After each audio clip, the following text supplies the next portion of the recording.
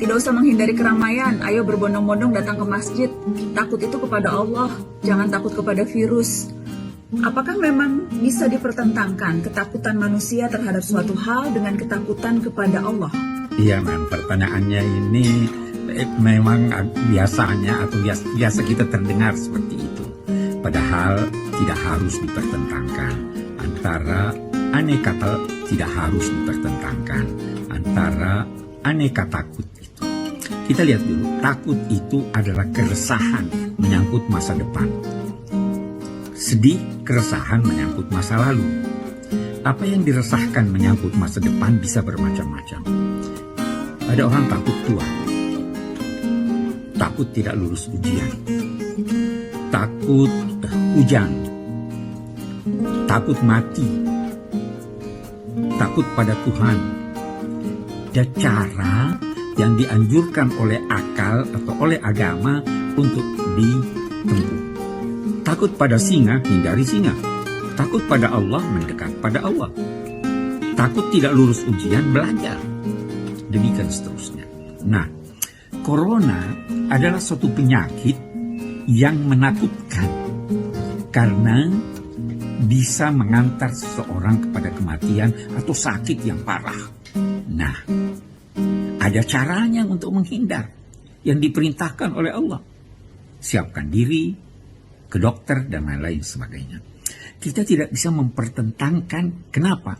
Karena Rasul pun, Nabi pun takut.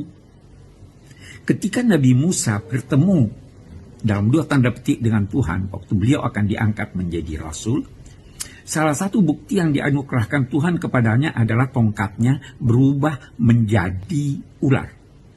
Al-Quran menyatakan Nabi Musa melihat itu takut mundur. Allah berfirman kepadanya, la takhaf, jangan takut.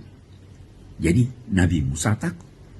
Nabi Ibrahim alaihissalam ketika kedatangan tamu-tamu yang dia tidak kenal, tetapi dia sambut, disiapkan hidangan makanan yang enak. Ketika dia lihat bahwa tamu-tamunya tidak menyentuh makanan itu, aujasa fi nafsihi khifah, terbetik di dalam hatinya rasa takut. Tamu-tamu itu tidak makan karena tamu-tamu itu adalah malaikat-malaikat yang berbentuk manusia. Nabi Ibrahim takut. Bukan berarti dia tidak takut pada Allah. Ketika terjadi perang, Nabi Muhammad SAW bersama sahabat-sahabatnya takut diserang musuh waktu sedang salat. Maka turunlah ayat-ayat Al-Quran yang mengajarkan tata cara salat, dan yang berbeda dengan yang sebelum ini, salat itu dinamai salatil khauf. Jadi tidak harus dipertentangkan antara takut pada corona, takut pada binatang, takut pada ini. Kita diajarkan sekian banyak doa. Nana kan tahu kita di rumah itu baca doa yang diajarkan oleh orang tua kita, ya amanal khaifin, aminna mimma nakhaf, najjina mimma nakhaf, salimna mimma nakhaf. Wahai Tuhan yang memberi rasa aman kepada orang-orang, selamatkan kami dari apa yang kami takuti. Beri kami rasa aman terhadap apa yang. Jadi tidak ada pertentangan. Kita tempuh cara-cara yang dibenarkan oleh agama, yang dianjurkan oleh Rasul, dan dianjurkan oleh orang-orang yang mengerti persoalan. Jangan dipertentangkan.